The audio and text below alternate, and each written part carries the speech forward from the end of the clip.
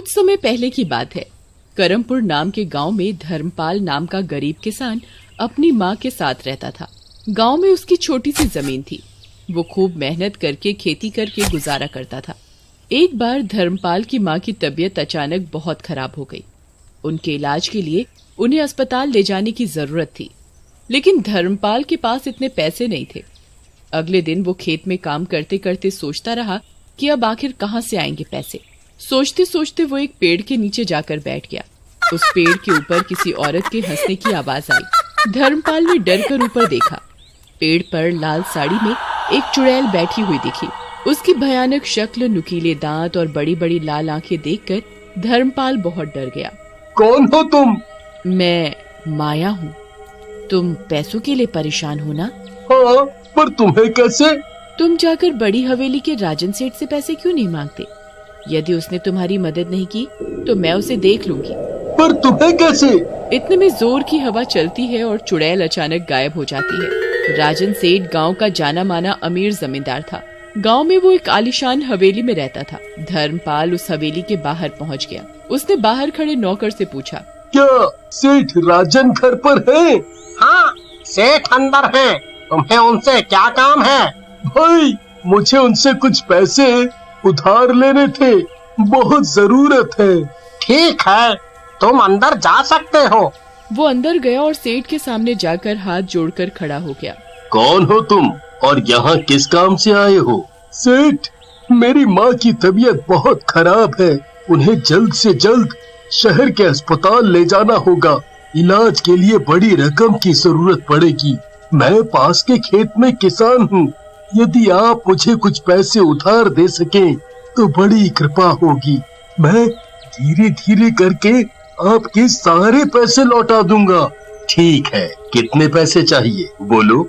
सब मिलाकर 20,000 रुपए लगेंगे साहब। मैं तुम्हें 20,000 रुपए उधार दूंगा, पर तुम्हें वो 3 महीने के अंदर लौटाने होंगे। मुझे मंजूर है सेठ।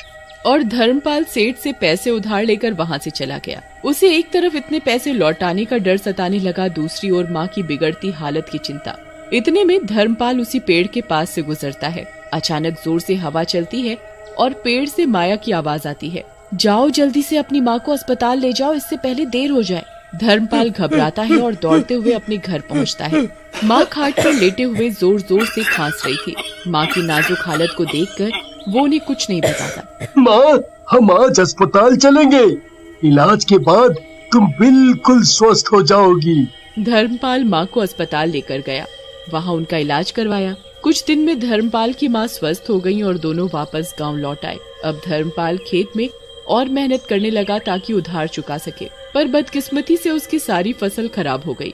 अब सेठ के पास जाकर माफी मांगने और पैसे चुकाने के लिए थोड़ा और वक्त मांगने के सिवा कोई उपाय नहीं है। वो अगले दिन हवेली जाकर सेठ से मिला। तुम जब पैसे नहीं लौटा सकते थे तो हमसे क्यों मांगे? सेठ, मैं आपके पैसे लौटा दूंगा, पर मुझे थोड़ा और वक्त दे दीजिए। क्रूर सेठ को दया नहीं आई। यदि तुम अगली माह तक आधा पैसा और एक बोरी फसल नहीं दे सके तो मैं तुम्हारी जमीन हड़प लूंगा। सेठ, मुझ पर रहम कीजिए। मैं इतनी जल्दी इतने पैसे कैसे ला पाऊंगा? वो सब मैं कुछ नहीं जानता। कहीं से भी पैसों का इंतजाम करो, वरना अपनी जमीन हमें सौंपने के लिए तैयार हो जाओ। धर्मपाल दुखी होकर वहाँ से निकल गया।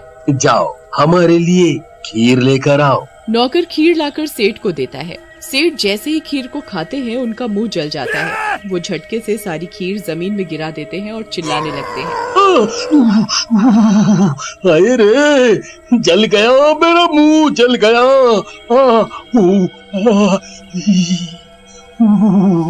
ये देखकर नौकर आश्चर्य में पड़ जाता है और सोचता है, मैंने तो जब खीर लाई तो इतनी गर्म नहीं थी, ये कैसे हो गया? मूर्ख, तेरा इतना दुस्साहस। नौकर डर से कांपने लगता है। पता नहीं साहब, ये कैसे हो गया? उतने में बाहर कमरे से एक औरत के हंसने की आवाज आती है। कौन है वहाँ? नौकर बाहर के कमरे की ओर दौड़ता है, पर वहाँ पहुँचने पर वहाँ कोई नहीं होता। ये किसकी आवाज थी? हवेली में तो कोई महिला नहीं है। सारे दरवाजे बंद कर दो, कोई अंदर ना आने पाए। ऐसे ही रात हो गई। रात को सेठ सोने की तैयारी करने लगे। उन्हें प्यास लगी तो वो घड़े से पानी निकाल कर पीने लगे, पर पानी पीते ही उनका मुंह जल जाता है। वो पानी का गिलास झटक देते हैं और चिल्लाते हैं, मैं जल गया, मैं जल गया। कमरे के दरवाजे के बाहर से फिर से औरत के हंसने की डरावनी आवाज आती है। कौन है वहाँ पर? इतने में पायल की आवाज आती है, जैसे कोई कमरे से दूर बाहर की ओर भाग रहा हो। सेठ नौकर को आवाज लगाता है। नौकर भागते हुए आता है और दरवाजा खटखटाता है। सेठ, आप ठीक तो हैं? सेठ दरवाजा खोलकर डरते हुए इधर उधर देखता है। नौकर के अलावा कोई उसे दिखाई नहीं देता। तुमने किसी औरत को यहाँ से जाते देखा? नहीं तो सेठ, यहाँ तो कोई औरत नहीं है। शायद आपने कोई बुरा सपना देखा होगा। नहीं, हमें किसी के हंसने की आवाज आई, जैसे दिन में आई थी। तुम जाकर बाहर देखाओ। नौकर बाहर देखने चला जाता है। सेठ आकर अपने कमरे की खिड़की से देखता है। उसे खिड़की से कुछ ऐसा दिखाई देता है कि वो सन्न रह जाता है। एक महिला लाल साड़ी में चलकर आंगन से जा रही होती है। सेठ को अंधेरा होने के कारण उसकी शक्ल नहीं दिखती, पर वो देखता है कि जमीन में उसके पैर है ही नहीं। वो जमीन की सतह से ऊपर है और तेजी से आंगन में लगे बरगद के पेड़ की ओर जा रही है। सेठ अपने पलंग पर बैठकर ठिठुरने लगता है। इतने में कोई उसके कमरे का दरवाजा खटखटाता है। सेठ डर के मारे बिस्तर से चिल्लाता है, कौन हो तुम? चली जाओ, मुझे कुछ मत करना, कुछ मत करना मुझे। दरवाजे की दूसरी ओर से आवाज आती है, सेठ, मैं हूँ। वो नौकर की आवाज रहती है। बाहर कोई नहीं है, मैं देख आया हूँ। आप किसे चले जाने को कह रहे हैं? सेठ दरवाजा खोलते हैं। मैंने किसी औरत को आंगन से जाते देखा। सेठ, मैंने तो अभी सब जगह देखा, कहीं कोई भी नहीं है। आपको भ्रम हुआ होगा, आप सो जाइए। 1 महीने बाद धर्मपाल का पैसे लौटाने का वक्त आ जाता है। जाओ, खेत में जाकर उसे बुला कर ले आओ। अब यदि वो उधार की रकम नहीं दे पाया तो उसकी जमीन हड़प लेंगे। नौकर धर्मपाल के खेत जाता है, पर वो जाकर देखता है तो वहाँ वो है ही नहीं। जरूर ये धर्मपाल पैसे चुकाने के डर से दुबक के घर पे बैठा होगा। मैं उसके घर जाकर देखता हूँ। नौकर उसके घर की ओर जाने लगता है। रास्ते में उसे चलते हुए अचानक पीछे से पायल की आवाज आती है। वो पलटकर देखता है तो कोई नहीं होता। जैसे ही वो आगे मुड़ता है, उसके सामने लाल साड़ी वाली डरावनी चुड़ैल खड़ी होती है और डरावनी आवाज में कहती है, मैं माया हूँ। अपने सेठ से जाकर कहो कि यदि उसने धर्मपाल को पैसों के लिए परेशान किया तो मैं उसे खा जाऊंगी। ये कहकर चुड़ैल गायब हो जाती है। नौकर भागता हुआ हवेली तक जाता है और सेठ को सारी बात बताता है। सेठ ये सुनकर डर जाता है। सेठ और नौकर सरपंच के घर जाते हैं और ये सारी बात बताते हैं। पास में सरपंच की बुजुर्ग माँ ये सब सुन रही होती है। वो कहती है, ये जरूर माया का काम होगा। हाँ, उसने यही नाम बताया था। इसी गांव में एक किसान रहता था। एक बार उसकी पत्नी की तबीयत बहुत खराब हो गई, पर किसान के पास इलाज के पैसे नहीं थे। उसने गांव के कई अमीर सेठ से पैसों के लिए प्रार्थना की, पर सबने उसे इनकार कर दिया। किसान की बीवी की तबीयत बिगड़ने की वजह से वो चल बसी। इतना सुनकर सेठ को सब समझ आ जाता है। मैं धर्मपाल की मजबूरी नहीं समझते हुए उसे पैसों के लिए धमकाता रहा। तुम यदि किसान से माफी मांग लो तो वो चुड़ैल तुम्हें परेशान करना बंद कर देगी। मैं जाकर धर्मपाल से माफी मांगता हूँ।